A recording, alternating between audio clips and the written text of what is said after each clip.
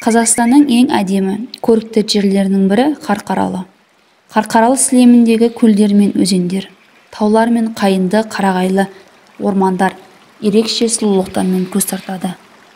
Қарқаралы жері тұнып тұрған аңыз ертегі. Солардың ішінде Шайтанкөлдің адам білгісіз керемет сыры бар.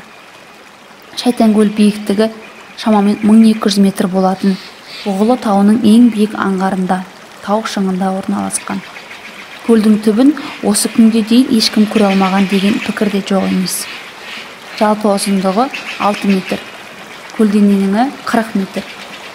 Көлді айнала жартасты жыралар мен ну ормандар қоршап тұр, ал суы ашық, көгілдір түсті. Бұл судың қашан, қалай пайда болғаны жайлы нақты дерек жоқ. Бірақ біршама ғалымдар жаңартау атқылау салдарынан осындай көл құрылған деуде. Бұл көлдің Шайтанкөл аталуы тегін емес. Себебі босағаның орта тұсы қап-қара болып иірімденіп жатады. Көлге түсіп шомылуға адам өзінен өзі жүрексінеді. Тағы бір қызығы, көлдің қарсы жақ жағалауларында арасының алыс еместігі қарамастан кейде келесі жағадағы адамдар көрінбейді. Көптеген аңыздағы сұлулықтай бұл жердің табиғаты өте тамаша.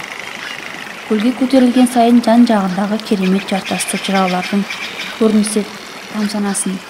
Ондағы өскен ну орман арасында таза ауамен тыныстанып, қоғамнан жырақтап, өзінің нағыз демалыста сыйлай аласың.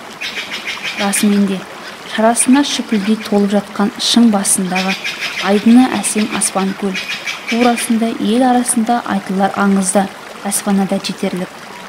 Біз келтірген мысалдарының соңында бір парасы ғана.